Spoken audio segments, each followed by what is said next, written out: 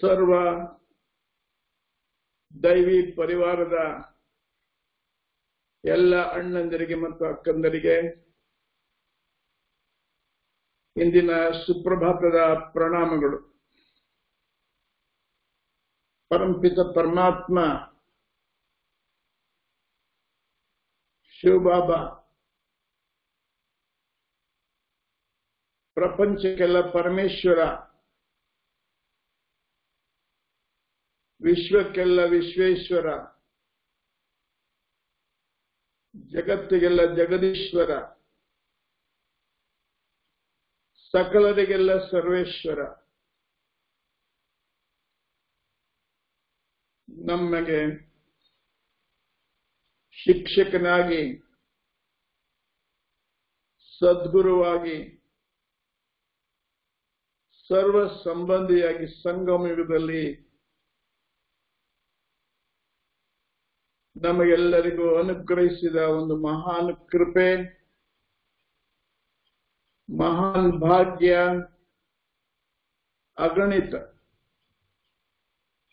ಅಗಣಿತ ಭಾಗ್ಯ. ನಮಗೆ 4 ಸಬ್ಜೆಕ್ಟ್ಗಳನ್ನ ಬಾಬಾ ಕೊಟ್ಟಿದ್ದಾರೆ, ತಮಗೆ ಗೊತ್ತು.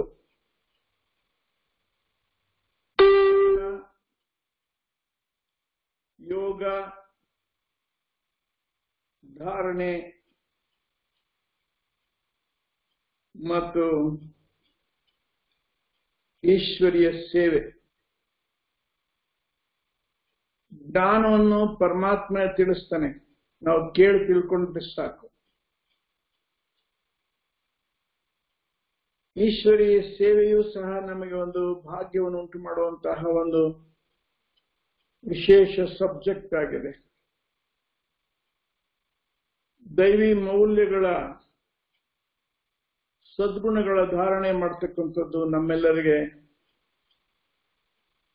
ಕಷ್ಟ ಏನಲ್ಲ. ಏಕೆಂದ್ರೆ ಈ ಧರತಿಯ ಮೇಲೆ ದೇವತೆಗಳಾಗಿದ್ದವರಿಗೆ ದೈವಿ ಮೌಲ್ಯಗಳನ್ನು ಕಲಿಸ್ಬೇಕಾದ ಅಗತ್ಯ ಇಲ್ಲ. ನಾವೆಲ್ಲ ಒಂದು ಸಬ್ಜೆಕ್ಟ್ ನಲ್ಲಿ ಇನ್ನೂ ಹೆಚ್ಚು ಮಾರ್ಕ್ಸ್ ತಗೋಬೇಕು ಅಂತ ಬಾಬಾ ಹೇಳ್ತಾರೆ. ಯೋಗ, ಸಹಜ ರಾಜ ಯೋಗದಲ್ಲಿ ಹೆಚ್ಚು ಮಾರ್ಕ್ಸ್ ನಿಮಗೆ ಬೇಕಾಗಿದೆ ಅಂದ್ರೆ ಕಡಿಮೆ ಮಾರ್ಕ್ಸ್ ಇದೆ ಅಂತ. ಈ ಸತ್ಯವೇ. ಬಾಬಾ ನಮ್ಗೆ ಹೇಳ್ತಾರೆ, 8 ಗಂಟೆಗಳ ಕಾಲ ನೀವು ನನ್ನನ್ನು ನೆನಪು ಮಾಡಬೇಕು. ಒಂದು ದಿನದಲ್ಲಿ 8 ಗಂಟೆ ನಿಮಗೆ ವೈಯಕ್ತಿಕವಾದಂಥದ್ದಕ್ಕೆ ಸ್ನಾನ, ಊಟ, ನಿದ್ರೆ ಏನಾದ್ರು ಮಾಡಿ, 8 ಗಂಟೆ ನಿಮ್ಮ ಪರಿವಾರ ಜೋಪಾನ ಮಾಡ್ಲಿಕ್ಕೆ, ಕಾಯಕ ಮಾಡ್ಲಿಕ್ಕೆ, ಮತ್ತೆ 8 ಗಂಟೆ ನನಗೆ ನೆನಪು ಮಾಡ್ರಿ ಬಾಬಾ ಅವರು ಹೇಳ್ತಾರೆ. ನಮಗೆ ಗೊತ್ತು. ನೆನಪನ್ನ ಮಾಡಬೇಕಾದಾಗ, ಒಂದ್ ಕಡೆ ಕುಳಿತು ನೆನಪು ಮಾಡಬೇಕಾದಾಗ ಸ್ವಲ್ಪ ಸಮಯದ ನಂತರ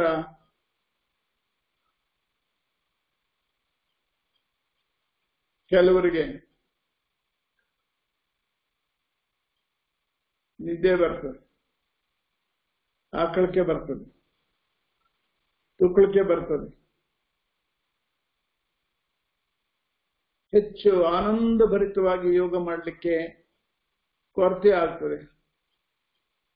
ಯಾಕೆ ಕೊರತೆ ಆಗ್ತದೆ ಅಂತ ನಾವು ಚಿಂತನೆ ಮಾಡಿದ್ರೆ,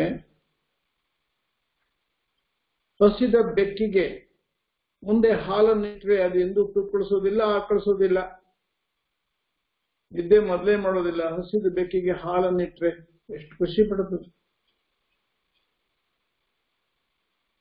ಹಸಿದ ಆಕಳಿಗೆ ಗರಿಕೆ ಹುಲ್ಲನ್ನ ಹಾಕಿದ್ರೆ ಅದೆಷ್ಟು ಖುಷಿ ಪಡ್ತದೆ. ಬಹಳ ಖುಷಿಯಿಂದ ಆನಂದದಿಂದ ಅದು ಸ್ವೀಕಾರ ಮಾಡ್ತದೆ. ಹಾಗೆ ಪರಮಾತ್ಮನನ್ನ ನಾವು ಮನಸ್ಸು ತುಂಬಿ ಆನಂದದಿಂದ ಮಹಿಮೆ ಮಾಡ್ತಾ ಇದ್ರೆ, ಅವನ ಮನಸ್ಸಿನಲ್ಲಿ ಗುಣಗಾನ ಮಾಡ್ತಿದ್ರೆ ನಮಗೆ ಆಯಾಸ ಬರುವುದಿಲ್ಲ, ಆಲಸ್ಯ ಇರೋದಿಲ್ಲ. ಸದಾ ಅತೀಂದ್ರಿಯ ಸುಖದಲ್ಲಿ ನಾವು ಇರ್ತೇವೆ. ಈಗಂತೂ ಸಂಗಮಿಗ ನಮ್ಮ ಜೊತೆನಲ್ಲಿ ಪರಮಾತ್ಮನೇ ನಮಗೆ ಶಿಕ್ಷಕನಾಗಿ ಭಾಗ್ಯ ತಂದು ಕೊಟ್ಬಿಟ್ಟಿದ್ದಾನೆ. ಆದ್ರೆ ಭಕ್ತಿ ಮಾರ್ಗದಲ್ಲಿ ಭಗವಂತನ ಕಾಣದೇ ಇರೋರಿಗೆ, ಪರಮಾತ್ಮ ಯಾರು ಅಂತ ಗೊತ್ತಿಲ್ಲದೆ ಇರೋರಿಗೆ, ತಮ್ಮದೇ ಆಗಿರ್ತಕ್ಕಂತಹ ದೇವತೆಗಳಿಗೆ ಉಪಾಸನೆ ಮಾಡುವವರಿಗೆ ಅವರು ಅದನ್ನು ಎಷ್ಟೊಂದು ಸಂತೋಷ ಪಟ್ಟಿದ್ದಾರೆ, ಎಷ್ಟೊಂದು ಖುಷಿ ಪಟ್ಟಿದ್ದಾರೆ, ಎಷ್ಟೊಂದು ಆನಂದ ಪಟ್ಟಿದ್ದಾರೆ. ಅವ್ರು ಪಡ್ತಕ್ಕಂತಹ ಆ ಒಂದು ಖುಷಿ, ಆನಂದ ಅವ್ರಿಗೂ ಅತೀಂದ್ರಿಯ ಸುಖದ ಅನುಭವ ಏನ್ ಮಾಡಿದ್ದಾರೆ, ಆ ಅನುಭವವನ್ನ ನಾವು ಮಾಡಿಲ್ವೇನೋ ಅನ್ನೋಷ್ಟು ಅವರು ಅತಿಯಾಗಿ ಮಾಡಿದ್ದಾರೆ. ಆ ಅನುಭವವನ್ನ ಅವರ ಸಾಹಿತ್ಯದ ಮೂಲಕ ನಾವು ಅನುಭವ ಮಾಡಬೇಕಾಗ್ತದೆ. ಎಷ್ಟು ಸುಂದರವಾದಂತ ಗುಣಗಾನವನ್ನ ಅವರ ಮನಸ್ಸಿನ ದೇವತೆಗೆ ಮಾಡಿದ್ದಾರೆ ಅನ್ನೋದನ್ನ ನಾವು ಅನುಭವ ಮಾಡಬೇಕಾಗ್ತದೆ. ಅವರು ಎಂತೆಂಥ ಒಂದು ಅನುಭವ ಮಾಡಿದ್ದಾರೆ, ತಮ್ಮ ಮನದೇವರನ್ನ ತಮ್ಮ ಇಷ್ಟಾರ್ಥ ಸಿದ್ಧಿ ಮಾಡ್ಕೊಳ್ಳೋದಕ್ಕೆ. ಅಷ್ಟೇ ಅಲ್ಲ, ತನ್ನ ದೇವರು ಎಷ್ಟು ದೊಡ್ಡವನು ಅನ್ನುವಂತಹ ಒಂದು ಗುಣಗಾನವನ್ನು ಮಾಡಿದ್ದಾರೆ.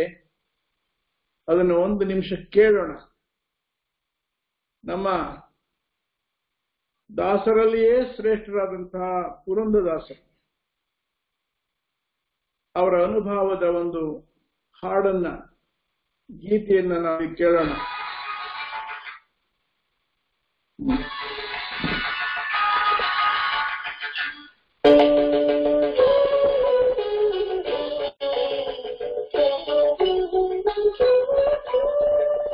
ಈ ಪರಿಯ ಸೊಬಗಾವ ದೇವರಲ್ಲಿ ನಾ ಕಾಣೆ, ಗೋಪಿ ಜನ ಪ್ರಿಯ ಗೋಪಾಲದಲ್ಲದೆ.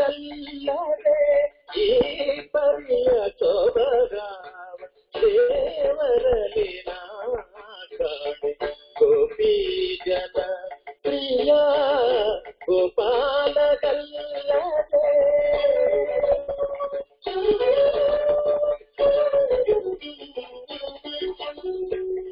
ದೊರೆಯತನದಲ್ಲಿ ನೋಡೆ ಕರಣಿದೇವಿಗೆ ರಮಣ, ಸಿರಿಯತನದಲ್ಲಿ ನೋಡೆ ಶ್ರೀಕಾಂತರು. ಹಿರಿಯತನದಲ್ಲಿ ನೋಡೆ ತರಸಿರೋ ಶ್ರವಣಯ್ಯ, ಹಿರಿಯತನದಲ್ಲಿ ನೋಡೆ ತರಸಿರೋ ಶ್ರವಣಯ್ಯ. ಗುರುಗುತನದಲ್ಲಿ ನೋಡೆ ಜಗದಾದಿ ಗುರು. ಈ ಪರಿಯ ಸೊಬಗಾವ ದೇವರಲ್ಲಿ ನಾ ಕಾಣೆ, ಗೋಪಿ ಜನ ಪ್ರಿಯ ಗೋಪಾಲದಲ್ಲದೆ. ಈ ಪರಿಯ ಸೊಬಗಾವ ದೇವರಲ್ಲಿ ನಾ ಕಾಣೆ.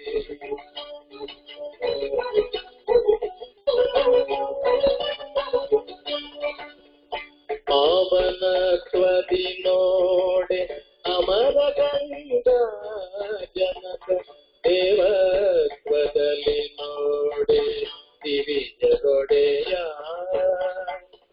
ಲಾವಣ್ಯದಲ್ಲಿ ನೋಡೆ ಲೋಕಮೋಹಕನಯ್ಯ, ಅವರೈರ್ಯದಿ ನೋಡೆ ಅಸುರಾಂತಕ. ಈ ಪರಿಯ ಸೊಬಗಾವ ದೇವರಲ್ಲಿ ನಾ ಕಾಣೆ, ಗೋಪಿ ಜನ ಪ್ರಿಯ ಗೋಪಾಲದಲ್ಲದೆ.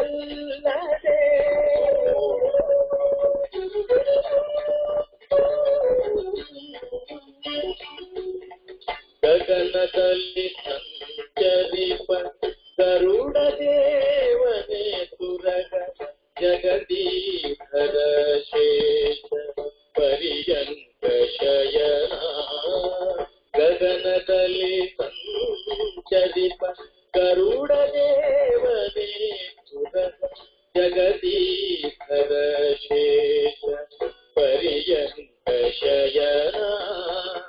ನಿಗಮ ಗೋಚರ ಪುರಂದರ ವಿಠಲವಲ್ಲದೆ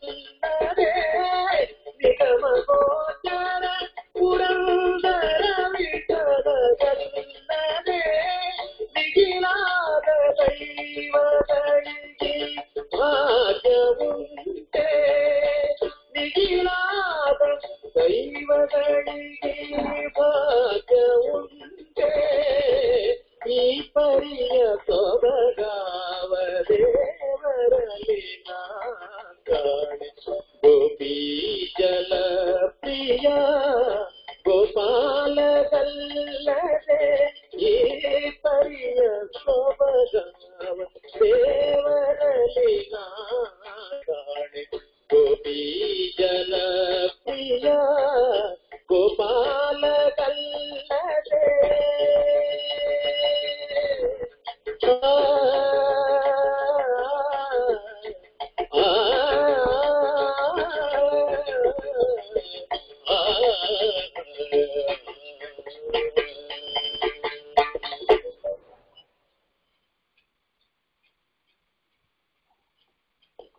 ಮಹಾವಿಷ್ಣುವಿನ ಪರಮ ಭಕ್ತರಾದ ವಿಠಲನ ಪರಮ ಭಕ್ತರಾದ ಶ್ರೀಕೃಷ್ಣನ ಪರಮ ಭಕ್ತರಾದಂತಹ ಪುರಂದರದಾಸರು ತನ್ನ ಮನಸ್ಸಿನಲ್ಲಿ ಎಷ್ಟು ಸುಂದರವಾದ ಯೋಗವನ್ನು ಮಾಡಿದ್ದಾರೆ. ಕೃಷ್ಣ ಯೋಗವನ್ನು ಮಾಡಿದ್ದಾರೆ, ವಿಠಲ ಯೋಗವನ್ನು ಮಾಡಿದ್ದಾರೆ. ನಮಗೆ ಗೊತ್ತಿದೆ, ಈಗ ತಾನೇ ಅವರ ಈ ಪುರಂದರದಾಸರ ಹಾಡನ್ನು ಕೇಳಿದಿರಿ. ಅವರು ತನ್ನ ಮನದ ದೇವರಾದಂಥ ಕೃಷ್ಣನನ್ನು ಎಷ್ಟು ಸುಂದರವಾಗಿ ಹೊಗಳಿದ್ದಾರೆ. ಇದು ಪ್ರಾರ್ಥನೆ ಅಲ್ಲ, ಇದು ಅವರನ್ನು ಹೊಗಳಿದ್ದಾರೆ, ಮಹಿಮೆ ಮಾಡಿದ್ದಾರೆ. ಈ ಪರಿಯ ಸೊಬಗ ಆವ ದೇವರಳು ಕಾಣೆ. ನಮ್ಮ ಕೃಷ್ಣನಲ್ಲಿರ್ತಕ್ಕಂತಹ ಒಂದು ಸೊಬಗನ್ನ ನಾನು ಈ ಧರತಿಯ ಮೇಲೆ ಇರ್ತಕ್ಕಂಥ ಯಾವ ದೇವರುಗಳಲ್ಲೂ ಇಲ್ಲ, ಅಂತಹ ಒಂದು ಸೊಬಗು ಅವನಿಗಿದೆ. ಈ ಪರಿಯ ಸೊಬಗು ಆವ ದೇವರಳು ಕಾಣೆ, ಗೋಪಿ ಜನಪ್ರಿಯ ಗೋಪಾಲಂಗಲ್ಲದೆ ಅಂತ ಹೇಳ್ತಾರೆ. ಮುಂದಿನ ಮಹಿಮಾ ವಾಕ್ಯಗಳನ್ನು ತಾವು ಕೇಳಿ. ಅವನು ಕೃಷ್ಣ ಅಂದ್ರೆ ಸ್ವಯಂ ವಿಷ್ಣುವಿನ ಅವತಾರ ತಾನೆ. ವಿಷ್ಣು ಅರ್ಥಾತ್ ಕೃಷ್ಣ, ಕೃಷ್ಣ ಅರ್ಥಾತ್ ವಿಷ್ಣು. ದೊರೆಯತನದಲ್ಲಿ ನೋಡೆ ಧರಣಿ ದೇವಿಯ ರಮಣ, ದೊರೆಯತನದಲ್ಲಿ ನೋಡೆ ಧರಣಿ ದೇವಿಯ ರಮಣ. ಸಿರಿಯತನದಲ್ಲಿ ನೋಡೆ ಶ್ರೀಕಾಂತನು. ಎಷ್ಟು ಸುಂದರವಾಗಿ ಆಡ್ತಾರೆ. ಈ ಸೃಷ್ಟಿಗೆ ಅಧಿಪತ್ಯ ಸ್ಥಾನದಲ್ಲಿ ದೊರೆಯತನದಲ್ಲಿ ನೋಡೆ ಧರಣಿ ದೇವಿಯ ರಮಣ, ಭೂದೇವಿಯ ಪತಿಯಾಗಿದ್ದಾನೆ. ಸಿರಿಯತನದಲ್ಲಿ ನೋಡೆ ಶ್ರೀಕಾಂತನು, ಅವನ ಐಶ್ವರ್ಯವನ್ನ, ಅವನ ಸಂಪತ್ತನ್ನು ನೋಡಿದ್ರೆ ಅವನು ಲಕ್ಷ್ಮೀಪತಿಯಾಗಿದ್ದಾನೆ.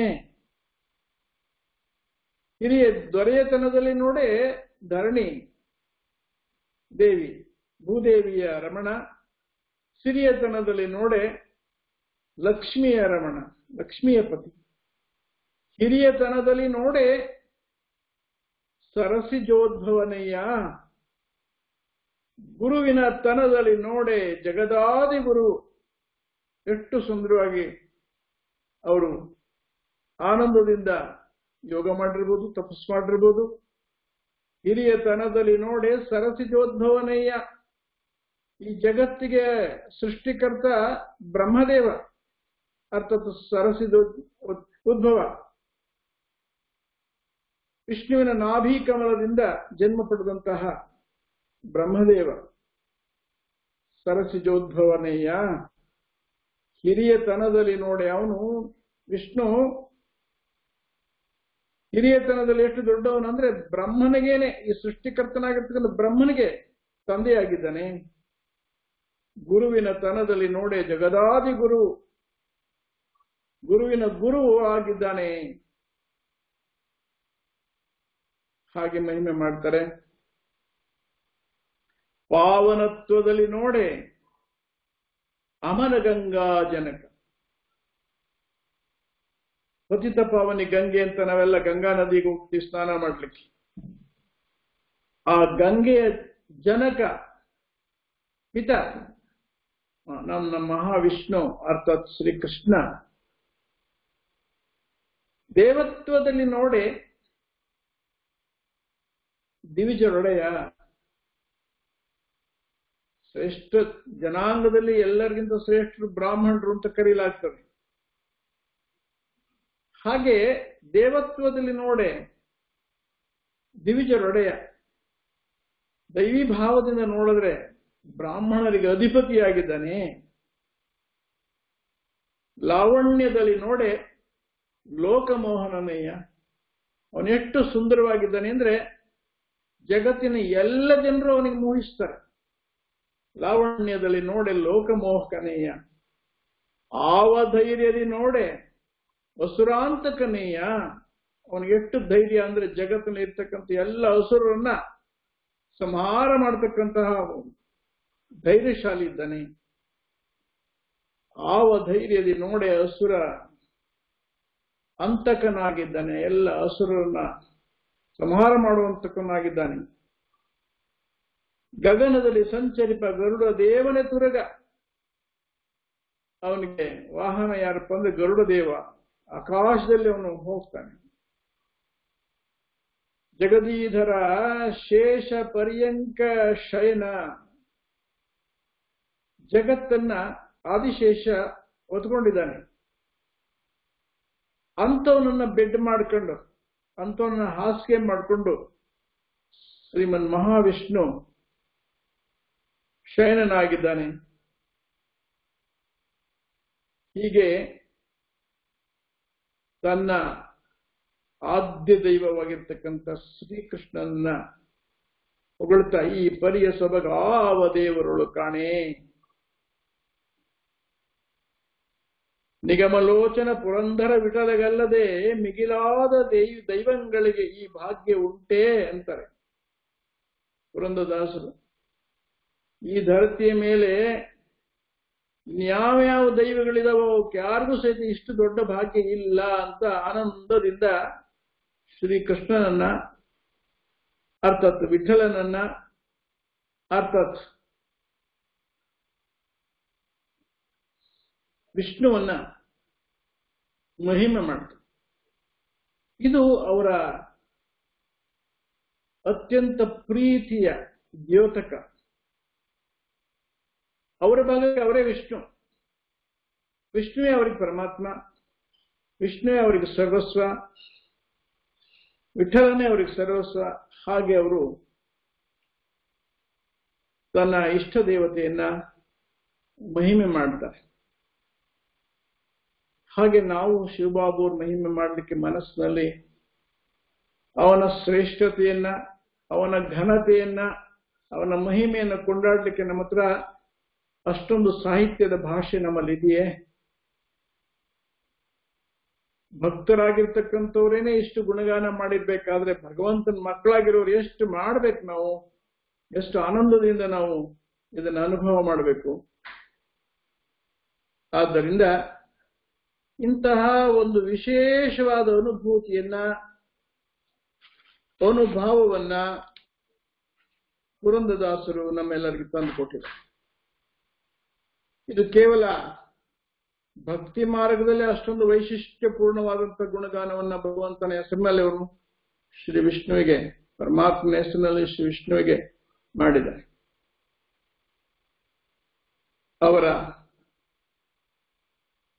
ಅತೀಂದ್ರಿಯ ಸುಖಕ್ಕೆ ಪಾರಿಲ್ಲ. ಹಾಗೆಯೇ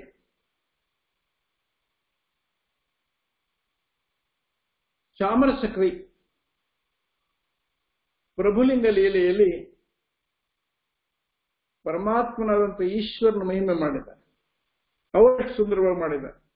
ಅವರ ಸಾಹಿತ್ಯ ಮತ್ತಷ್ಟು ಆನಂದವನ್ನು ಕೊಡ್ತಕ್ಕದ್ದಾಗಿದೆ. ಅವರೆಷ್ಟು ಅತೀಂದ್ರಿಯ ಸುಖವನ್ನು ಅನುಭವಿಸಿದ್ದಾರೆ. ಅದನ್ನ ತಾವು ಅವರ ಈ ಒಂದು ಸಾಹಿತ್ಯದಲ್ಲಿ ಕಾಣಬಹುದು. ಶ್ರೀಪತಿಗೆ ಸೊಬಗ ನುಡುಪತಿಗೆ ಶಾಂತಿಯನು, ವಾಣೀಪತಿಗೆ ಚಾತುರ್ಯಮಂ, ದಿವಸ್ಪತಿಗೆ ಪ್ರತಾಪಮಂ, ಸುರಪತಿಗೆ ಭೋಗಮಂ, ಸರಸತಿಗೆ ಗಾಂಭೀರ್ಯವಂ, ಸ್ವಾಹಾಪತಿಗೆ ತೇಜಮಂ, ಇತ್ತ ಪಂಪಾ ವಿರೂಪಾಕ್ಷಯಮಗಿಷ್ಟ ಸಿದ್ಧಿಯಂ ಮಾಳ್ಕ್ಯಂ ಸಂತೋಷದಿಂ ಅಂತಾರ. ತಮ್ಮ ಕಾವ್ಯದಲ್ಲಿ ತನ್ನ ಇಷ್ಟದೇವರಾಗಿರ್ತಕ್ಕಂತಹ ಪಂಪಾ ವಿರೂಪಾಕ್ಷನನ್ನ ಕುರಿತು ಅವರು ಏನು ಪ್ರಾರ್ಥನೆ ಮಾಡಿದ್ದಾರೆ ಅನ್ನೋದನ್ನ ನಾವು ಇಲ್ಲಿ ನೋಡ್ಬೋದು. ಶ್ರೀಪತಿಗೆ ಸೊಬಗನ ಅಂದ್ರೆ ಲಕ್ಷ್ಮೀಪತಿಗೆ ಯಾವ ಒಂದು ಸೊಬಗಿದೆ ಅಂತ ಸೊಬಗನ್ನ ಕೊಟ್ಟಂತವನು, ಉಡುಪತಿಗೆ ಶಾಂತಿಯನ್ನು, ಆಕಾಶದಲ್ಲಿ ರಾತ್ರಿಯಲ್ಲಿ ಇರ್ತಕ್ಕಂಥ ನಕ್ಷತ್ರಗಳ ರಾಜನಾಗಿರ್ತಕ್ಕಂಥ ಚಂದ್ರನಿಗೆ ಅತ್ಯಂತ ಶಾಂತಿಯ ಪ್ರಕಂಪನೆಗಳನ್ನು ಇಟ್ಟಂತವನು, ವಾಣೀಪತಿಗೆ ಚಾತುರ್ಯಮಂ, ಸರಸ್ವತಿ ವಿದ್ಯಾದೇವಿಯಾಗಿರ್ತಕ್ಕಂಥ ವಾಣಿಯ ಪತಿಗೆ ಸೃಷ್ಟಿಯ ನಿರ್ಮಾಣ ಮಾಡುವಂತಹ ಚಾತುರ್ಯವನ್ನು ಕೊಟ್ಟಂತವನು, ದಿವಸ್ಪತಿಗೆ ಪ್ರತಾಪಮಂ, ಪ್ರತಿ ದಿನಗಳನ್ನ ಗೋಚರ ಮಾಡುವಂತಹ ಸೂರ್ಯನಿಗೆ ಪ್ರಕಾಶದ ಪ್ರತಾಪವನ್ನು ಕೊಟ್ಟಂತವನು, ಸುರಪತಿಗೆ ಭೋಗಮಂ, ಇಂದ್ರನಿಗೆ ಸ್ವರ್ಗದ ಭೋಗವನ್ನು ಕೊಟ್ಟಂತವನು, ರತಿಪತಿಗೆ ಮೂಲೋಕವಾವರಿಸುವ ರೂಪಂ, ಜಗತ್ತಿನಲ್ಲಿ ಅತ್ಯಂತ ರೂಪಲಾವಣ್ಯವನ್ನು ಹೊಂದಿರತಕ್ಕಂಥವ್ರು ಯಾರಂದ್ರೆ ರತಿ ಮತ್ತು ಮನ್ಮಥ. ಅವರಿಗೆ ಮೂಲೋಕದಲ್ಲಿ ಯಾರಿಗೂ ಇಲ್ಲದೆ ಇರತಕ್ಕಂಥ ರೂಪವನ್ನು ಕೊಟ್ಟಂತವನು, ಸರಸ್ವತಿಗೆ ಗಾಂಭೀರ್ಯಂ, ಎಷ್ಟೋ ಸಾವಿರಾರು ನದಿಗಳು ಅಂಕುಡೊಂಕಾಗಿ ಸಮುದ್ರ ಸೇರ್ತವೆ. ಅಂತಹ ಸಮುದ್ರನಿಗೆ, ಸಮುದ್ರ ರಾಜನಿಗೆ, ಸಾಗರದ ರಾಜನಿಗೆ ಎಷ್ಟೇ ರಭಸವಾಗಿ ಬಂದಂತಹ ನದಿಗಳನ್ನು ಸಹ ಅತ್ಯಂತ ಆಪ್ಯಾಯಮಾನವಾಗಿ ಸ್ವೀಕಾರ ಮಾಡುವಂತಹ ಒಂದು ಗಾಂಭೀರ್ಯವನ್ನ ನದಿಗಳ ರಾಜನಾದ ಸಮುದ್ರ ರಾಜನಿಗೆ ಕೊಟ್ಟಿದ್ದಾನೆ ಅಂತಕ್ಕಂಥದನ್ನ ಇಲ್ಲಿ ಅವರು ವಿವರಿಸ್ತಾರೆ. ಸ್ವಾಹಾಪತಿಗೆ ತೇಜಮಂ, ಅಗ್ನಿದೇವನಿಗೆ ಏನೆಲ್ಲ ಕೊಟ್ಟರು ಸಹಿತ ದಹಿಸಾಕ್ತಂತ ಶಕ್ತಿಯನ್ನ ಆ ಪಂಪಾ ವಿರೂಪಾಕ್ಷ ಅವರವರಿಗೆಲ್ಲ ಇಂತಿಂತ ಪದವಿಗಳನ್ನು ಕೊಟ್ಟಿದ್ದಾನೆ. ಶ್ರೀಪತಿಗೆ ಸೊಬಗ, ಉಡುಪತಿಗೆ ಶಾಂತಿಯ, ವಾಣೀಪತಿಗೆ ಚಾತುರ್ಯಮಂ, ದಿವಸ್ಪತಿಗೆ ಪ್ರತಾಪಮಂ, ಸುರಪತಿಗೆ ಭೋಗಮಂ, ರತಿಪತಿಗೆ ಮೂಲೋಕವಾವರಿಪ ರೂಪಂ, ಸರಸ್ವತಿಗೆ ಗಾಂಭೀರ್ಯವಂ, ಸ್ವಾಹಾಪತಿಗೆ ತೇಜಮಂ, ಇತ್ತ ಪಂಪಾ ವಿರೂಪಾಕ್ಷ ಯಮಗಿಷ್ಟ ಸಿದ್ಧಿಯಂ ಮಾಳ್ಕೆಂ ಸಂತೋಷದೇನ್. ನಾನು ಇನ್ಯಾವ ದೇವರನ್ನು ನಾನು ಆರಾಧಿಸಬೇಕಾಗಿಲ್ಲ. ಈ ಎಲ್ಲ ದೇವಾನು ದೇವತೆಗಳಿಗೆ ಕೊಟ್ಟಂತಹ ಅವರವರ ಭಾಗ್ಯಗಳನ್ನು ಕೊಟ್ಟಂತಹ ಆ ಪಂಪಾ ವಿರೂಪಾಕ್ಷ ನನ್ನ ಬೇಡಿಕೆಗಳನ್ನ, ನನ್ನ ಪ್ರಾರ್ಥನೆಯನ್ನು ಮನ್ನಿಸಿ ಸಂತೋಷದಿಂದ ನನಗೆ ಎಲ್ಲವನ್ನ ಪ್ರದಾನ ಮಾಡ್ತಾನೆ ಅಂತಕ್ಕಂತಹ ಒಂದು ವಿಶಿಷ್ಟವಾದ ಅನುಭವ ಅವರು ಆ ಪಂಪಾ ವಿರೂಪಾಕ್ಷನ ಹೊಗಳಿರ್ತಕ್ಕಂಥ ಈ ಸಾಹಿತ್ಯದಲ್ಲಿ ನಾವು ಮನದಟ್ಟು ಮಾಡ್ಕೊಳ್ಬಹುದು. ಹಾಗೆ ಪರಮಪಿತ ಪರಮಾತ್ಮನಾದಂಥ ಈಶ್ವರ ಸಂಗಮ ಯುಗದಲ್ಲಿ ನಮ್ಮೆಲ್ಲರಿಗೆ ದೇವ ಪದವಿಯನ್ನ, ನರನಿಂದ ನಾರಾಯಣನಾಗುವಂತಹ, ನಾರಿಯಿಂದ ಲಕ್ಷ್ಮಿ ಆಗುವಂತಹ, ದೇವಾನು ದೇವತೆಗಳಾಗ್ತಕ್ಕಂತಹ ಪದವಿಯನ್ನು ಕೊಡುವನು. ಈ ಸಾರಿ ಸೃಷ್ಟಿಯನ್ನೇ ಸ್ವರ್ಗೀಯ ಭಾರತವನ್ನಾಗಿ ಮಾಡ್ತಕ್ಕಂಥವನು, ಎಲ್ಲರ ದುಃಖವನ್ನು ಪರಿಹಾರ ಮಾಡುವನು, ಎಲ್ಲರಿಗೆ ಮುಕ್ತಿ ಮತ್ತು ಸದ್ಗತಿಯನ್ನು ಕೊಡ್ತಕ್ಕಂಥವನು. ಅವನ ಮಹಿಮೆ ಎಷ್ಟೆಷ್ಟು ದೊಡ್ಡದಿದೆ. ಆ ಮಹಿಮೆ ಜಗತ್ತಲ್ಲಿ ಒಬ್ಬನಿಗೆ ಇರತಕ್ಕಂಥದ್ದು, ಪರಮಾತ್ಮನಿಗೆ. ಅಂಥವನು ಗುಣಗಾನ ಮಾಡುವಂತಹ ಹಾಡುಗಳನ್ನ ಮನಸ್ಸಿನಲ್ಲಿ ರಚಿಸಿಕೊಂಡು ಸಾಹಿತ್ಯದಲ್ಲಿ ತಂದು ಅದರನ್ನ ಆನಂದ ಪಡ್ತಕ್ಕಂತಹ ಅನೇಕ ದೈವಿ ಪರಿವಾರದ ಸೋದರ ಸೋದರರಿದ್ದಾರೆ. ಈ ಸುಸಮಯದಲ್ಲಿ ನನಗೆ ನಮ್ಮ ಹಿರಿಯ ಸೋದರಾದಂತಹ ರಾಜಯೋಗಿ ಬ್ರಹ್ಮಕುಮಾರ್ ಮರಿಯಪ್ಪಣ್ಣನವರು ನೆನಪು ಬರ್ತಾ ಇದೆ.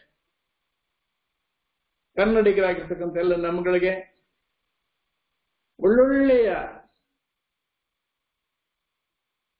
ಗೀತೆಗಳನ್ನು ಅತ್ಯಂತ ಸುಂದರವಾಗಿ ಹಾಡಿಸಿ ಅವುಗಳನ್ನು ನಮ್ಮೆಲ್ಲರಿಗೆ ಯೋಗ ಮಾಡಲಿಕ್ಕೆ ಅತಿಂದ್ಯ ಸುಖದಲ್ಲಿ ಓಲೈಸಲಿಕ್ಕೆ ನಮ್ಮೆಲ್ಲರಿಗೆ ಕೊಟ್ಟಿದ್ದಾರೆ. ಅವರ ಕೊಡುಗೆ ಬಹಳ ಮಹಾನಾದದ್ದು. ಆದ್ದರಿಂದ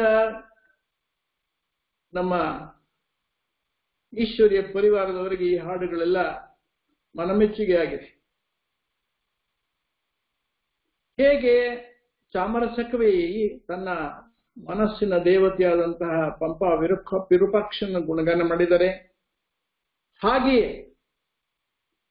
ಮತ್ತೋರ್ವ ಶಿವಶರಣರು ಆ ಪರಮಾತ್ಮ ಶಿವನನ್ನ, ಆ ಜ್ಯೋತಿರ್ಲಿಂಗ ಸ್ವರೂಪನಾದ ಪರಮಾತ್ಮನನ್ನ ಅತ್ಯಂತ ಇನ್ನಷ್ಟು ಶ್ರೇಷ್ಠ ಮಟ್ಟದಲ್ಲಿ ಗುಣಗಾನ ಮಾಡಿದ್ದಾರೆ, ಮಹಿಮೆ ಮಾಡಿದ್ದಾರೆ. ಬಹುಶಃ ತಾವು ಅದನ್ನೆಲ್ಲ ಕೇಳಿಬೇಕು.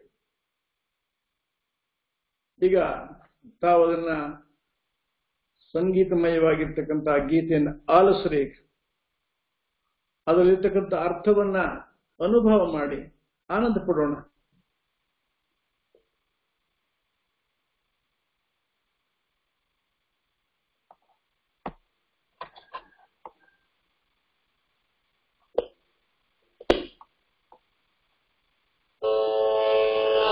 ಸಕಲ ಕೆಲ್ಲದೆ ನೀನೆ ಅಕಲಂಕ ಗುರುವೆ, ಸಕಲ ಕೆಲ್ಲದೆ ನೀನೆ ಅಕಲಂಕ ಗುರುವೆ, ಸಕಲ ಕೆಲ್ಲದೆ ನೀನೆ ಅಕಲಂಕ ಗುರುವೆ, ವಿಪಿಲ ಶಾಸ್ತ್ರವೃತೆ ರುಚಿರಲವಿದೆನು,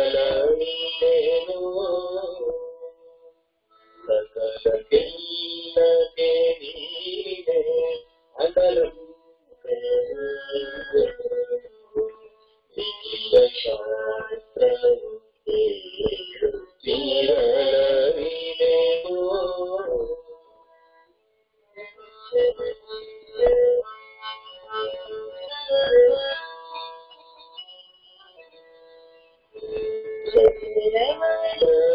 ದರ್ಶನಕ್ಕೆ ಅವರವರ ದೇಶದಲ್ಲಿ, ಅವರವರ ದರ್ಶನಕ್ಕೆ ಅವರವರ ದೇಶದಲ್ಲಿ, ಅವರವರಿಗೆಲ್ಲ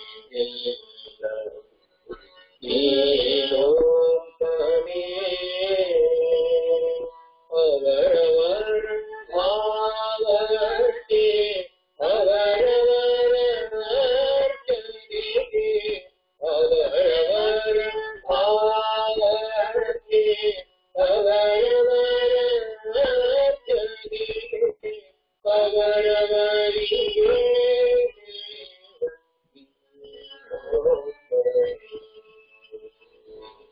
ಅವರವರ ಭಾವಕ್ಕೆ ಅವರವರ ಅರ್ಚನೆಗೆ, ಅವರವರಿಗೆ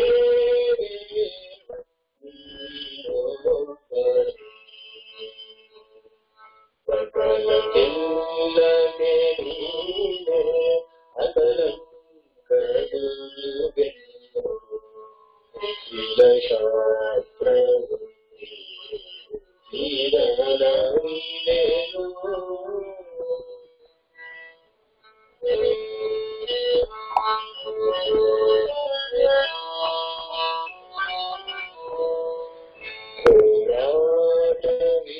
ಹೋರಾಟವೀಕ್ಷಿಸಲು ಬೇರಾನೆಯಲ್ಲದೆ, ಹೋರಾಟವೀಕ್ಷಿಸಲು ಬೇರಾನೆಯಲ್ಲದೆ,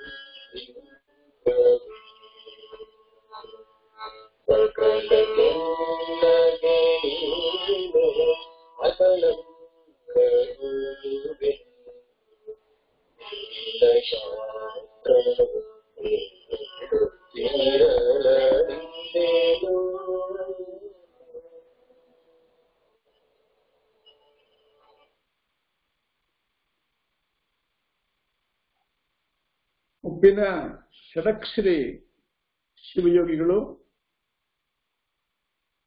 ಈ ಗೀತೆಯನ್ನು ರಚಿಸಿದ್ದಾರೆ. ಎಷ್ಟು ಸುಂದರವಾದದ್ದು. ಸಕಲಕ್ಕೆಲ್ಲಕ್ಕೆ ನೀನೆ ಅಕಳಂಕ ಗುರುವೆಂದು ನಿಖಿಲ ಶಾಸ್ತ್ರಗಳು ಪೇಳುತ್ತಲ್ ಅರಿದೆನು ಅಂತಾರೆ. ಈಗ ಪಂಪ ವಿರೂಪಾಕ್ಷನನ್ನ ಚಾಮರಸ ಕವಿ ಹೇಗೆ ನೇಮೆ ಮಾಡೋದು ತಮಗೆ ಗೊತ್ತಾಯ್ತು. ಈ ಪರಿಯ ಸೊಬಗಾವ ದೇವಗಳು ಕಾಣೆ.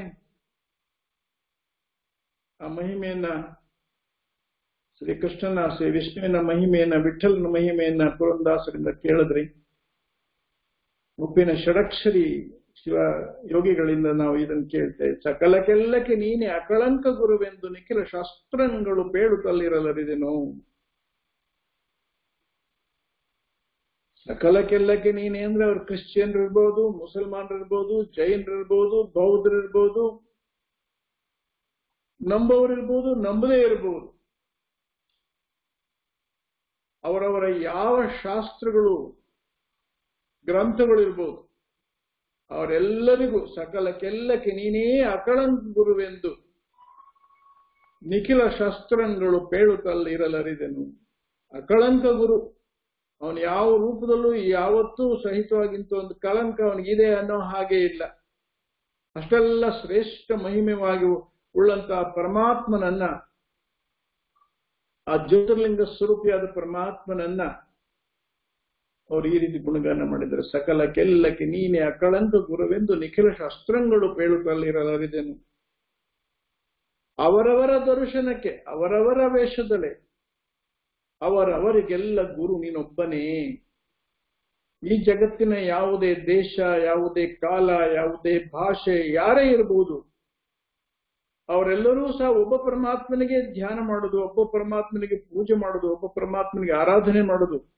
ಅವರವರ ದರ್ಶನಕ್ಕೆ ಅವರವರ ವೇಷದಲ್ಲಿ ಹರಿಯ ಭಕ್ತರಿಗೆ, ಹರನ ಭಕ್ತರಿಗೆ, ಯೇಸುವಿನ ಭಕ್ತರಿಗೆ, ಗುರುನಾನಕರ ಭಕ್ತರಿಗೆ, ಯಾರಿರಲಿ ಅವ್ರಿಗೆಲ್ಲರಿಗೂ ದರ್ಶನ ಕೊಡೋನು, ಅವರವರ ವೇಷದಲ್ಲಿ ದರ್ಶನ ಕೊಡೋನು ನೀನು ಅಂತಕ್ಕಂಥ ಗುಣಗಾನ ಮಾಡ್ತಾರೆ. ಅವರವರ ದರ್ಶನಕ್ಕೆ ಅವರವರ ವೇಷದಲ್ಲಿ ಅವರವರಿಗೆಲ್ಲ ಗುರು ನೀನೊಬ್ಬನೇ. ಅವರವರ ಭಾವಕ್ಕೆ ಅವರವರ ಅರ್ಚನೆಗೆ ಅವರವರಿಗೆಲ್ಲ ದೇವ ನೀನೊಬ್ಬನೇ. ಅವರು ಯಾವುದೇ ರೂಪದಲ್ಲಿ ಭಕ್ತಿ ಮಾಡಿ, ಯಾವುದೇ ಹೆಸರಿಟ್ಕೊಂಡು ಭಕ್ತಿ ಮಾಡಿದ್ರು ಸಹಿತವಾಗಿ ಅವರೆಲ್ಲರಿಗೂ ಸಹಿತ ಪರಮಾತ್ಮನಾಗಿರ್ತಕ್ಕಂಥ ನೀನೊಬ್ಬನೇ ದೇವರು. ಹರಿಯ ಭಕ್ತರಿಗೆ ಹರಿ, ಹರನ ಭಕ್ತರಿಗೆ ಹರ. ನರರು ಏನೇನ ಭಾವಿಸಿದಳು ಅದರಂತೆ ತೋರುವೆಯಲ್ಲ ದೇವನೇ. ಈ ಜಗತ್ತಿನ ಜನ ಪರಮಾತ್ಮನನ್ನು ತಿಳಿಯಲಾರದೆ ಯಾವ್ಯಾವುದೋ ರೂಪಗಳಲ್ಲಿ, ಯಾವ್ಯಾವುದೋ ನಾಮಗಳಲ್ಲಿ ಅವರನ್ನ ಜಪಿಸ್ತಾರೆ, ಧ್ಯಾನಿಸ್ತಾರೆ. ಅಂಥವರೆಲ್ಲರಿಗೂ ಸಹ ಅವರವರ ಭಾವದಲ್ಲಿ, ಅವರವರ ರೂಪದಲ್ಲಿ, ಅವರವರ ಇಷ್ಟದಂತೆ ಹರಿಯ ಭಕ್ತರಿಗೆ ಹರಿ, ಹರನ ಭಕ್ತರಿಗೆ ಹರ. ನರರೇನೇನ ಭಾವಿಸ್ತಾರೆ ಅದರಂತೆ ತೋರುವೆ ಇಲ್ಲ ಎಲೆ ದೇವನೇ. ಇಷ್ಟಾದ್ರೂ ಅವನು ಯಾರ ಕಣ್ಣಿಗೂ ಕಾಣೋದಿಲ್ಲ. ಅವನು ಹೆಂಗಿದ್ದಾನೆ ಅಂತ ಯಾರಿಗೂ ಗೊತ್ತಿಲ್ಲ, ಎಲ್ಲಿದ್ದಾನೆ ಅಂತ ಮೊದಲೇ ಗೊತ್ತಿಲ್ಲ, ಅವನೇನ್ ಮಾಡ್ತಾನೆ ಅಂತ ಮೊದಲೇ ಗೊತ್ತಿಲ್ಲ. ಬಟ್ ಭಕ್ತರು ಅವರವರ ಭಾವಗಳಲ್ಲಿ ಅವರವರ ದೇವತೆಗಳ ರೂಪದಲ್ಲೋ ಗುರುವಿನ ರೂಪದಲ್ಲೋ ಅವ್ರನ್ನ ಆರಾಧಿಸ್ತಾ ಇದ್ದಾರೆ. ಅಂತ ಒಬ್ಬನೇ ಆಗಿರೋ ಪರಮಾತ್ಮ ಏನಿದ್ದಾನಲ್ಲ, ಈ ಜಗತ್ತಿನ ಎಲ್ಲ ಈ ವೈವಿಧ್ಯಪೂರ್ಣವಾದ ಸೃಷ್ಟಿ ನಾಟಕದ ಈ ದೃಶ್ಯಗಳಿಗೆ ಅಧಿಪತಿಯಾಗಿರೋನು, ಹೋರಾಟವೆಕ್ಕಿಸಲು ಬೇರಾದಿಲ್ಲದೆ ಬೇರುಂಟೆ ಜಗದೊಳಗೆ ಎಲೆ ದೇವನೇ.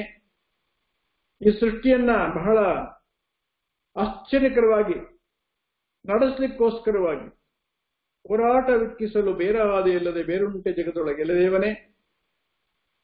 ಈ ಜಗತ್ತಿನ ಈ ಒಂದು ಆಟದಲ್ಲಿ, ಸುಖ ದುಃಖದ ಆಟದಲ್ಲಿ, ಸೋಲು ಗೆಲುವಿನ ಆಟಕದಲ್ಲಿ, ಕಾಮಿಡಿ ಟ್ರಾಜಿಡಿಯ ಈ ನಾಟಕದಲ್ಲಿ ಇದ್ದೂ ಇಲ್ಲದಂತೆ ಇದ್ದು ಎಲ್ಲರಿಗೂ ಸಹಿತ ಜೊತೆಯಲ್ಲಿದ್ದು ಅವರವರ ಇಷ್ಟಾರ್ಥಗಳನ್ನು ನೀನು ನೆರವೇರಿಸ್ತಾ ಇರ್ತಕ್ಕಂಥ ಎಲೆದೇವನೇ. ಆರುವರಿಯರು ನೀನು ಬೇರಾದ ಪರಿಗಳನ್ನು ಮರ ಆರಿಸುವ ಷಡಕ್ಷರಿಲಿಂಗವೇ. ನಿನ್ನ ರೂಪವನ್ನೇ ಯಾರು ತಿಳಿಲಾರರು. ಆರುವರಿಯರು ನೀನು ಬೇರಾದ ಪರಿಗಳನ್ನು ಸಾಕಾರದಲ್ಲಿ ಬಂದು ಕೆಲಸ ತಿಳಿಲಿಕ್ಕಾಗದೆ ಇರತಕ್ಕಂತಹ ರೂಪವೈಂದೇ ಇರತಕ್ಕಂತಹ ಜ್ಯೋತಿರ್ ಸ್ವರೂಪನಾಗಿರ್ತಕ್ಕಂತಹ ಪರಮಾತ್ಮನಾದ ನೀನು, ನಿನ್ನನ್ನ ಆರುವರಿಯರು ನೀನು ಬೇರಾದ ಪರಿಗಳನ್ನು ಮಾರಾರಿ ಶಿವ ಷಡಕ್ಷರಿ ಲಿಂಗವೇ ಅಂತಾರೆ. ಎಲ್ಲ ಶತ್ರುಗಳನ್ನ ನಾಶ ಮಾಡ್ತಕ್ಕಂತಹ, ಎಲ್ಲ ಅಸುರಿ ಗುಣಗಳನ್ನ ನಾಶ ಮಾಡ್ತಕ್ಕಂತಹ ಶಕ್ತಿ ಉಳ್ಳಂತಹ ಶಿವನನ್ನ ಅವರು ಹೀಗೆ ಹೇಳ್ತಾರೆ, ಶಿವ ಷಡಕ್ಷರಿ ಲಿಂಗವೇ. ಷಡಕ್ಷರಿ ಲಿಂಗ, ಷಡಕ್ಷರಿ ಮಹಿಮೆಯಿಂದ ಮಹಿಮೆ ಮಾಡಲ್ಪಡುವಂತಹ ಜ್ಯೋತಿರ್ಲಿಂಗ ಅದು ಓಂ ನಮಃ ಶಿವಾಯ. ಇದು 6 ಅಕ್ಷರ, ಷಡಕ್ಷರ ಮಂತ್ರ. 6 ಅಕ್ಷರಗಳಿಂದ ಗುಣಗಾನ ಮಾಡಲಾಗ್ತದೆ. ಓಂ ನಮಃ ಶಿವಾಯ. ನಾನು ಆತ್ಮ ಓಂ ನಮಃ ನಮಸ್ಕರಿಸುತ್ತಿದ್ದೇನೆ ಶಿವಾಯ, ಪರಮಾತ್ಮನ ಶಿವನಿಗೆ. ಬಾಬೋರ್ ಮುರಳಿನ ತಾವೆಲ್ಲ ಚೆನ್ನಾಗಿ ಅಧ್ಯಯನ ಮಾಡ್ತಿದ್ದೀರಿ. ಬಾಬು ಅವರು ಮುರಳಿನಲ್ಲಿ ಅಲ್ಲೆಲ್ಲಿ ಹೇಳ್ತಾರೆ, ಓಂ ನಮಃ ಶಿವಾಯ ಮಹಿಮೆ ನಂದೇ ಅಲ್ವೇ, ನನಗೆ ಮಾಡ್ತಿದ್ರಲ್ವೇ, ಅದರಿಂದ ನನ್ನನ್ನು ಚೆನ್ನಾಗಿ ಅರ್ಥಕೊಳ್ಳಿ. ಇನ್ನೊಂದು ಮುರಳಿನಲ್ಲಿ ಹೇಳಿದರೆ, ನೀವು ಶಿವಾಯ ನಮಃ ಅಂತ ಹೇಳೋದು ಯಾರಿಗೆ? ನನಗೆ ಅಲ್ವೇ. ನೀವು ಸದಾ ಕಾಲಕ್ಕೆ ಮನಸ್ಸಿನಲ್ಲಿ ಶಿವಾಯ ನಮಃ ಹೇಳ್ತಾ ಇರಿ. ಏನೆಲ್ಲ ಕರ್ತವ್ಯಗಳು ಮಾಡ್ತಿರ್ಬೋದು, ಭಾಷಣನೇ ಮಾಡಬಹುದು, ಮತ್ತೇನೋ ನನ್ನ ಪರಿಚಯ ಕೊಡ್ಬೋದು, ಶಿವಾಯ ನಮಃ ಹೇಳಿ ಅಂತಾರೆ. ಹಾಗೆ ಇತ್ತೀಚಿನ ಈ ತಿಂಗಳ ವಾಣಿಯಲ್ಲಿ ತಮಗೆ ಬಾಬು ಅವರು ಹೇಳಿದ್ದಾರೆ. ನನಗೆ ಬಹಳ ಆನಂದ ಆಗ್ತದೆ, ನೀವು ಆ ತರ ಹೇಳಬೇಕು, ಜನಗಳಿಗೆ ಪರಿಚಯ ಮಾಡಿಕೊಡ್ಬೇಕು ನನ್ನನ್ನ ಅಂತ. ಏನಂದ್ರೆ ಶಿವ ಪರಮಾತ್ಮಾಯ ನಮಃ ಅಂತ ಹೇಳ್ಬೇಕಂತ. ಯಾಕೆಂದ್ರೆ ಜಗತ್ತಿನ ಜನಗಳಿಗೆ ಪರಮಾತ್ಮ ಅಂತ ಯಾರು ಗೊತ್ತಿಲ್ಲ. ಅವರವರ ದೇವತೆಗಳಿಗೆಲ್ಲ ಪರಮಾತ್ಮ ಅಂತ ಹೇಳ್ತಾರೆ, ಭಗವಂತ ಅಂತ ಹೇಳ್ಬಿಡ್ತಾರೆ. ಆದ್ರೆ ಪರಮಾತ್ಮ ಅಥವಾ ಭಗವಂತ ಒಬ್ಬನೇ ಇದ್ದಾನೆ, ಅವನು ಜ್ಯೋತಿ ಸ್ವರೂಪನಿದ್ದಾನೆ, ದೇಹ ಇಲ್ಲ. ಹೇಗೆ ಮಹಮ್ಮದಿಯರು ಮುಸಲ್ಮಾನರ ದೇವರು ಅಲ್ಲಾ ಇದ್ದಾನೆ, ಖುದಾ ಇದ್ದಾನೆ, ಅವನಿಗೆ ಶರೀರ ಇಲ್ಲ, ಜ್ಯೋತಿ ಸ್ವರೂಪ ಇದ್ದಾನೆ. ಕ್ರಿಶ್ಚಿಯನ್ರ ದೇವರು ಗಾಡ್, ಅವನಿಗೂ ಶರೀರ ಇಲ್ಲ, ಅವನು ಜ್ಯೋತಿ ಸ್ವರೂಪದಲ್ಲಿ ಇದ್ದಾನೆ. ಯಹೂದಿಗಳ ದೇವರು ಯೆಹೋವ, ಅವನು ಜ್ಯೋತಿ ಸ್ವರೂಪನಾಗಿದ್ದಾನೆ. ಮೋಸೆಸ್ ಅವರು ಹೇಳಿದ್ದಾರೆ 10 ಕಮಾಂಡ್ಮೆಂಟ್ಸ್ ನಲ್ಲಿ. ಹಾಗೆ ಸಿಖ್ಖರ ಗುರು ಆಗಿರ್ತಕ್ಕಂಥ ಗುರುನಾನಕರು ಹೇಳ್ತಾರೆ, ಏಕೋಂಕಾರ ಸತ್ಯನಾಮ್, ಅವನು ಓಂಕಾರ ಸ್ವರೂಪನಾಗಿರ್ತಕ್ಕಂಥದ್ದು, ಅವನ ರೂಪನಾಮ, ಅವನು ಜ್ಯೋತಿ ಸ್ವರೂಪ ಅಂತ ಹೇಳ್ತಾರೆ. ಹಾಗೆ ಹಿಂದೂ ಧರ್ಮದಲ್ಲಿಯೂ ಸಹ ವಿಶೇಷವಾಗಿ ಪರಮಾತ್ಮನ ಜ್ಯೋತಿ ಸ್ವರೂಪದಲ್ಲಿಯೇ ಆರಾಧನೆ ಮಾಡುವಂಥದ್ದು. ವೇದ ಮೂಲದಲ್ಲಿ ಆಗಲಿ, ಉಪನಿಷತ್ ಮೂಲದಲ್ಲಿ ಆಗಲಿ, ಭಗವದ್ಗೀತೆ ಮೂಲದಲ್ಲಿ ಆಗಲಿ, ಇನ್ಯಾವುದೇ ನಮ್ಮ ಸನಾತನ ಪರಂಪರೆಯ ಧರ್ಮ ಗ್ರಂಥಗಳಲ್ಲಿ ಪರಮಾತ್ಮನಿಗೆ ಜ್ಯೋತಿ ಸ್ವರೂಪನಾದಂಥವನು ಅಂತಕ್ಕಂಥದ್ದನ್ನೇ ಮಹಿಮೆ ಮಾಡಲಾಗ್ತದೆ. ಅಂತಹ ಒಂದು ವಿಶೇಷ ಗುಣಗಾನವನ್ನ ಷಡಕ್ಷರ ಶಿವಯೋಗಗಳು ಮಾಡ್ತಾ ಸಕಲಕ್ಕೆಲ್ಲಕ್ಕೆ ನೀನೆ ಅಕಳಂಕ ಗುರುವೆಂದು ನಿಖಿಲ ಶಸ್ತ್ರಗಳು ಪೇಳುತ್ತಲ್ಲಿರಲರಿದೆನು. ಅವರವರ ದರ್ಶನಕ್ಕೆ ಅವರವರ ವೇಷದಲ್ಲಿ ಅವರವರಿಗೆಲ್ಲ ಗುರು ನೀನೊಬ್ಬನೇ. ಅವರವರ ಭಾವಕ್ಕೆ ಅವರವರ ಭಕ್ತಿಗೆ ಅವರವರಿಗೆಲ್ಲ ದೇವ ನೀನೊಬ್ಬನೇ. ಹರಿಯ ಭಕ್ತರಿಗೆ ಹರಿ, ಹರನ ಭಕ್ತರಿಗೆ ಹರನ, ಹರರೇನೇನ ಭಾವಿಸಲು ಅದರಂತೆ ತೋರುವೆಯಲ್ಲ ದೇವನೇ. ಹೋರಾಟ ವಿಕ್ಕಿಸಲು ಬೇರಾದೆ ಇಲ್ಲದೆ ಬೇರುಂಟೆ ಜಗದೊಳಗೆ ಎಲೆದೇವನೇ. ಆರೋರಿಯರು ನೀನು ಬೇರಾದ ಪರಿಗಳನ್ನು ಮಾರಾರಿಸುವ ಷಡಕ್ಷರ ಲಿಂಗವೇ. ಹೀಗೆ ಆ ಪರಮಾತ್ಮನನ್ನ ಭಕ್ತರು ಎಷ್ಟು ಸುಂದರವಾಗಿ ಪ್ರಾರ್ಥನೆ ಮಾಡಿದ್ದಾರೆ. ಯಥಾರ್ಥ ಪರಿಚಯವೇ ಇಲ್ಲದೆ ಇರತಕ್ಕಂಥ ಭಕ್ತರು ಪರಮಾತ್ಮನ ಎಷ್ಟೊಂದು ಗುಣಗಾನ ಮಾಡ್ತಿದ್ದಾರೆ. ನಾವು ಪರಮಾತ್ಮನ ಪಾಲನೆ ತೆಗೆದುಕೊಳ್ಳೋರು, ಪರಮಾತ್ಮನ ಗುರುವಾಗಿ ಸ್ವೀಕಾರ ಮಾಡಿರುವರು, ಪರಮಾತ್ಮ ಸದ್ಗುರುವಾಗಿ ನಮ್ಮ ಜೊತೆಲಿ ಇದ್ದಾರೆ. ಹಾಗಾದ್ರೆ ಅವರ ಮಹಿಮೆಗಳನ್ನು ನಾವಿನ್ನೂ ಎಷ್ಟೇ ಸುಂದರವಾಗಿ ಸಾಹಿತ್ಯಪೂರ್ಣವಾಗಿ ಗುಣಗಾನ ಮಾಡಿ ಅತೀಂದ್ರ ಸುಖವನ್ನು ನಾವು ಮಾಡಬೇಕಾಗಿದೆ. ಇವತ್ತಿನ ತರಗತಿಯಲ್ಲಿ ಹೇಗೆ ಭಕ್ತರು ಯೋಗ ಮಾಡಿದ್ದಾರೆ, ನಾವು ಹೇಗೆ ಯೋಗ ಮಾಡಬೇಕು ಅನ್ನುವಂಥ ಉದ್ದೇಶವನ್ನು ಇಟ್ಕೊಂಡು ತಮ್ಮೆಲ್ಲರ ಜೊತೆ ನಾನು ಈ ಭಾನುವಾರ ತಮಗೆ ಈ ಪ್ರಾತಃ ಸಮಯದಲ್ಲಿ ಮಿಲನ ಮಾಡ್ತಿದ್ದೀನಿ. ನಾವು ನೀವೆಲ್ಲ ಆ ಪರಮ ಜ್ಯೋತಿಸ್ವರೂಪನಾದ ಪರಮಾತ್ಮನನ್ನ ಅತ್ಯಂತ ಆನಂದದಿಂದ ಅತೀಂದ್ರಿಯ ಸುಖದಿಂದ ನಾವು ಮಿಲನ ಮಾಡೋಣ. ಎಲ್ಲರಿಗೂ ಧನ್ಯವಾದಗಳು. ಓಂ ನಮಃ ಶಿವಾಯ. ಶಿವ ಪರಮಾತ್ಮಾಯ ನಮಃ.